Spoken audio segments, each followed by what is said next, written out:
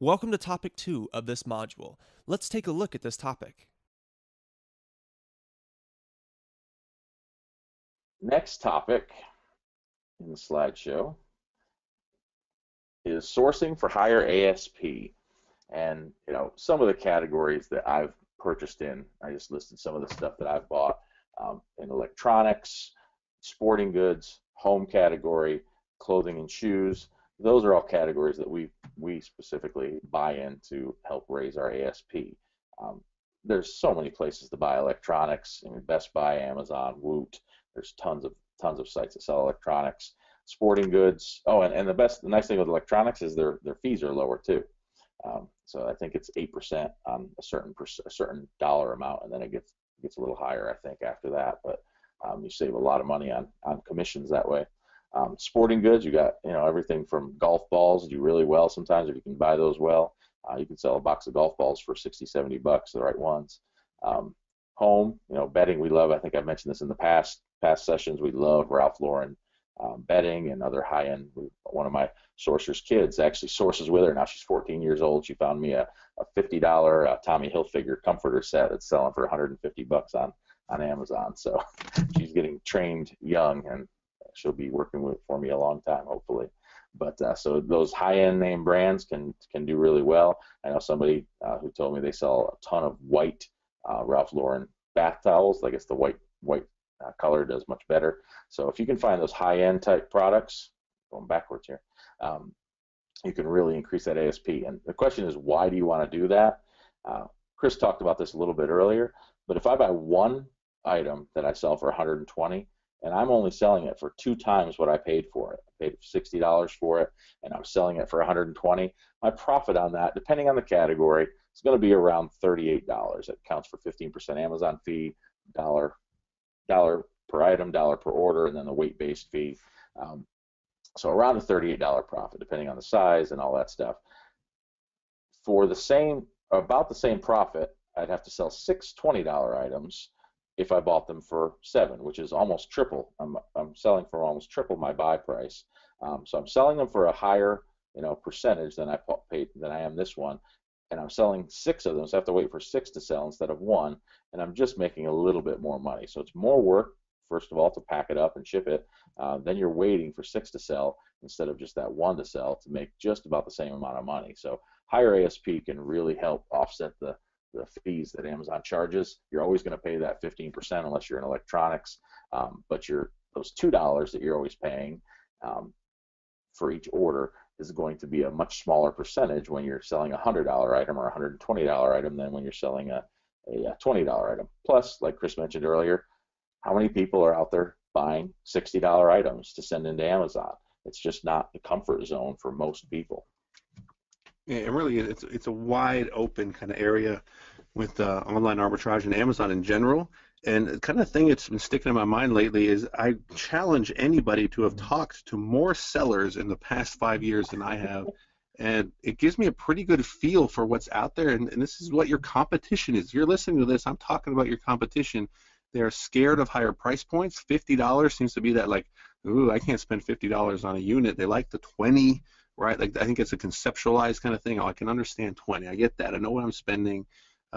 But you just saw the numbers, and I wrote all these numbers up in my book with 3 different examples of a low price sold a ton product versus a higher price sold very few and made more money. And to me, it's the less work. It's 6 times fewer labels, 6 times fewer bags. It's so much easier, and it really is something that it's not that they're scared of. They're just not looking at it. They're like, no, that's too high a price point. I'm not looking at that stuff. I'm comfortable over here. So if that's where you are, it's okay. I get it. But start stepping out of that comfort zone and use the information to make smart buys where you'll be very, you won't be exposed to losing money. You're going to make the same good buying decisions just at a higher price point.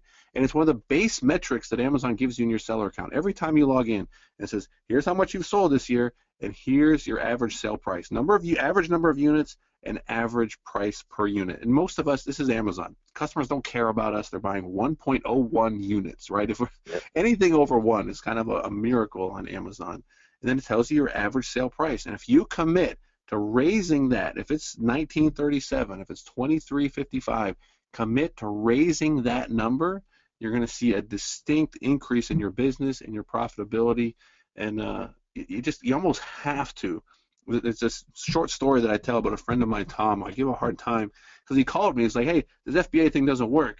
I'm like, "What are you talking about?" It's like, "I'm not making any money. Amazon's taking this much. My fees are so high." And with no more information, I said, "Let me guess. Your ASP is about 10 to 11 bucks." He's like, "It's 11 bucks. How did you know that?" I was like, "Because you're complaining about your fees being too high." Like, he gave me like a few other like fee examples. Like, they're taking this much percent. They're taking 45%. They're taking 52%. And I'm like, "Your ASP is super low, isn't it?" He's like, "Yeah." It's like, "Raise your ASP." Like, it's a numbers game. The fees are what they are. They are what they are based on a $10 price or a $100 price. The only fee that changes based on that sliding scale of your sale price, which you control, right? I control my prices. Gary controls his prices. The only fee that changes in there is the category-specific commission. Other than that, the fulfillment fees are the same. So the higher your price, the lower percentage all the fulfillment fees are going to be, right? So you're going to pay 18% on a $100 sale. You're paying 54% or whatever it's going to be on an $18 sale. Same product and same amount of work to process that product. So look for those higher priced items and be willing to send in those higher priced items to Amazon, and look at your competition, and I'm pretty sure you're going to find a lot fewer sellers on items selling for over $50 than under. Yeah, absolutely. Find some products. We're going to talk about this in a minute.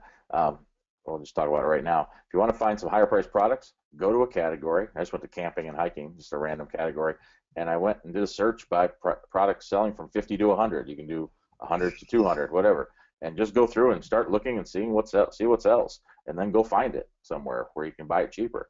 Use all the tools, all the extensions, and go find that stuff. You can do it with any category, the bedding category, the home and kitchen category, whatever. It's a pretty simple process. It just takes some work. And once you learn the stuff, you can then start searching by brand name when you're out there searching on these sites to buy stuff, and it takes a lot less time. But you got to put the work in it first to learn the brands. But Gary, I thought this was hard. Go ahead. I thought this was complicated. Like, it really isn't. And I hate to like kind of beat the divorce kind of thing, but it's anybody who's like, I really need to study this before I can like do. Guys, this is a very simple business model.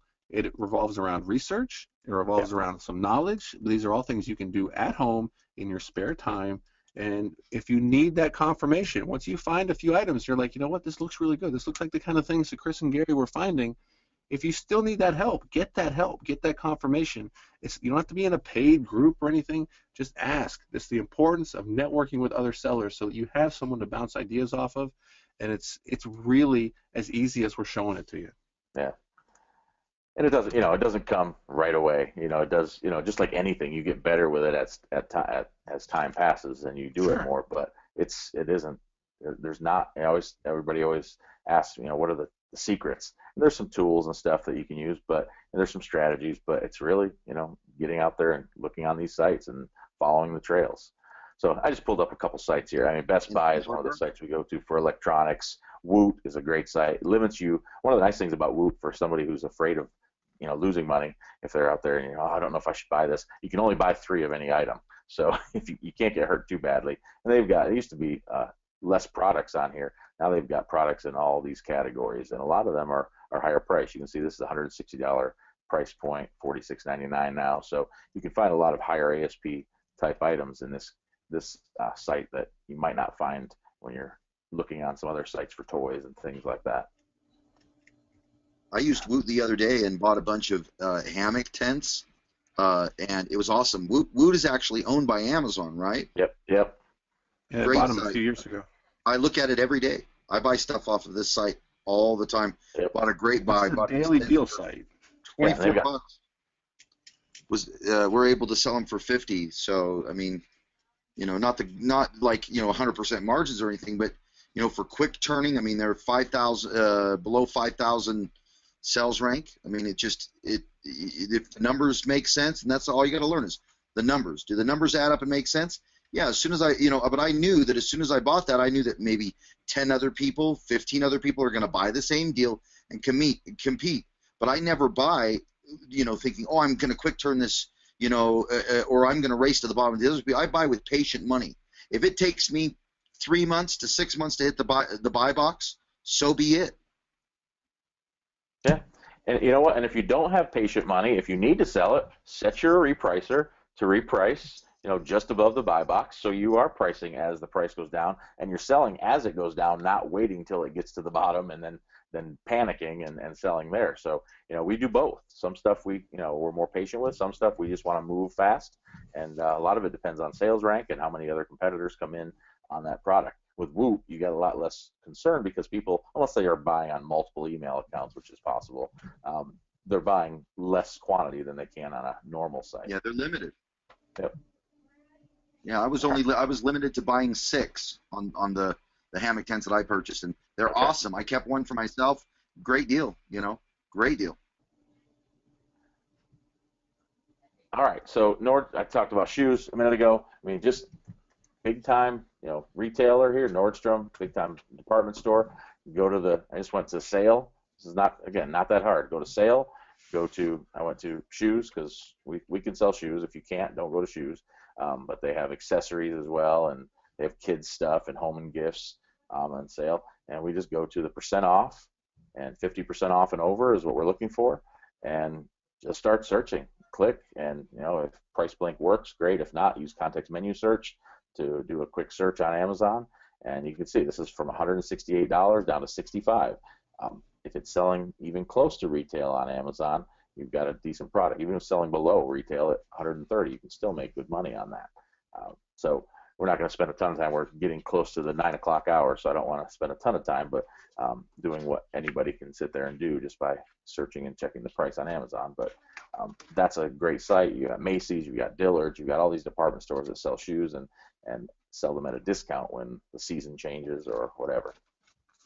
And it's a closed category for the most part. It's the same thing. You're doing that your competitors are not doing, buying higher priced items, getting approved in categories, and then selling those items. You're going to less competition. Less competition means you're going to be able to protect your price a little longer.